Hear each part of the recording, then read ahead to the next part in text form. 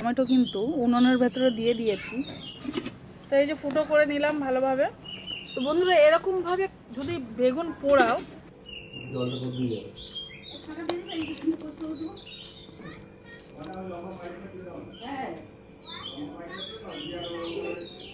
নমস্কার বন্ধুরা, আমি এখন রান্নাঘরে চলে এসেছি। আর আমি আজকে কি রান্না করব সেটাই দেখাবো। তো সকাল সকাল গরম গরম ভাত আর তার সাথে যদি বেগুন পোড়া হয় কেমন লাগে, দুর্দান্ত তাই না?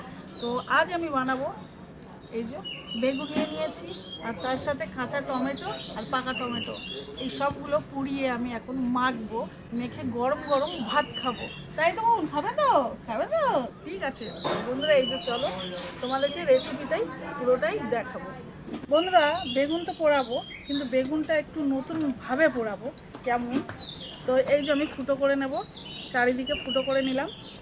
দেখো রসুন নিয়েছি, রসুনগুলো ভালোভাবে ওই ফুটোর মধ্যে ঢুকিয়ে দেবো, দেখতে পাচ্ছ তোমরা সুন্দরভাবে। তো বন্ধুরা এরকমভাবে যদি বেগুন পোড়াও খেতে কিন্তু অনেক সুস্বাদু লাগে, জানো তো। সে তুমি ঝাই দিয়েই খাও না কেন, রুটি দিয়েও তুমি রাত্রিবেলা খেতে পারো। আমি তো গরম গরম ভাত দিয়ে খাবো, তো রুটি দিয়েও খাওয়া যায়, অনেক টেস্টি হয়। আর সাথে যদি লঙ্কা পোড়া হয়, ভাজা তো সবসময় আমরা ভেজেই মাখি, তো আজকে ভাবছি বেগুন পোড়াটা লঙ্কা পোড়া দিয়ে মাখবো। তো এই যে দেখো আমি এমনভাবেই ফুটো করে নিয়েছি চতুর্দিকে, আর তারপরে আমি কাঁচা সর্ষের তেল এর গায়ের মধ্যে মাখাবো, সেটাও আমি দেখিয়ে দেবো। ঠিক আছে, আমি এখনই মাখিয়ে দেখিয়ে দিচ্ছি। তো বন্ধুরা তো এই যে হালকা করে হাতে নিয়ে নিলাম, নিয়ে সুন্দরভাবে এই যে দেখো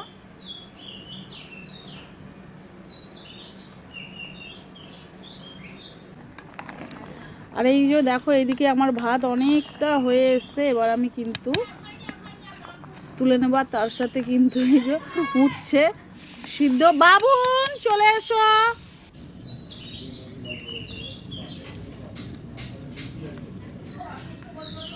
দেখতেই পেয়েছো আমি ভাত করেছি, আর এখানে কিন্তু এখন আগুন গনগন করছে, আর এই আগুনের মধ্যেই কিন্তু আমি দিয়ে দেব বেগুন।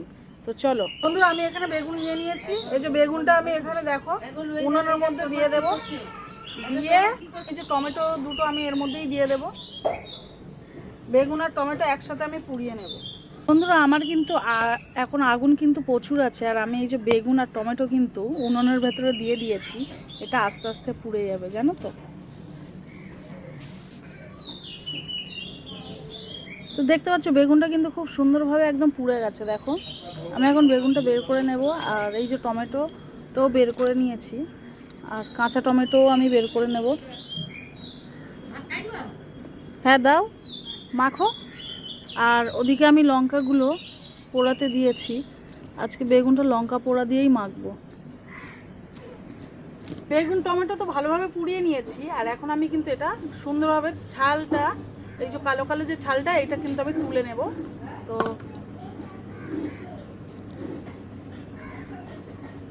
এইরকম ছালটা তুলে নিই।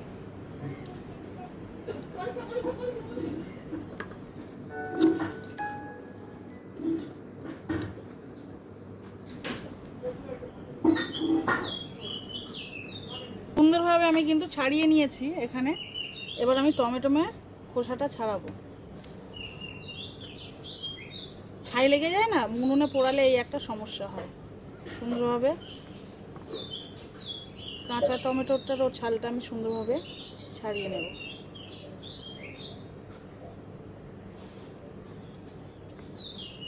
তো এই যে দেখো সুন্দরভাবে ছাড়িয়ে নিয়েছি, আর এখন আমি একটু জল দিয়ে ধুয়ে নেব সুন্দরভাবে। দেখো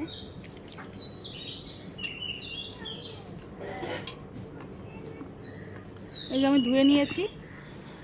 এখন আমি এটাকে দেখবো, রসুনগুলোও কিন্তু খুব ভালোভাবে একদম একদম সিদ্ধ হয়ে গেছে। দেখো এই যে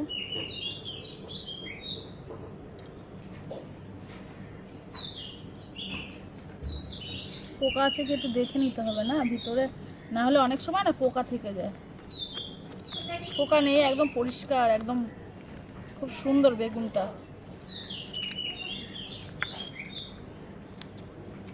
বাবা গরম, প্রচুর গরম। কিন্তু পুড়িয়ে নিয়েছি। লঙ্কা পোড়া দিয়ে মাখলে কিন্তু অনেক টেস্টি হয়। আর তার সাথে সাথে আমি কি নিয়েছি দেখো, এই যে নুন নিয়ে নিলাম স্বাদ মতো, নিয়ে ভালোভাবে মাখিয়ে নিলাম। পোড়াটা সুন্দরভাবে নুনের সাথে মাখিয়ে নিয়েছি নুন দিয়ে।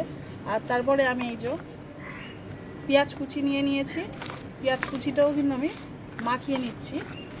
মাখিয়ে তারপরে আমি এই যে ধনে পাতা কুচি আমি নিয়ে নিলাম। তারপরে আমি কাঁচা সর্ষের তেল দিয়ে দিলাম, দিয়ে এটা সুন্দরভাবে মাখাতে হবে। খুব গরম।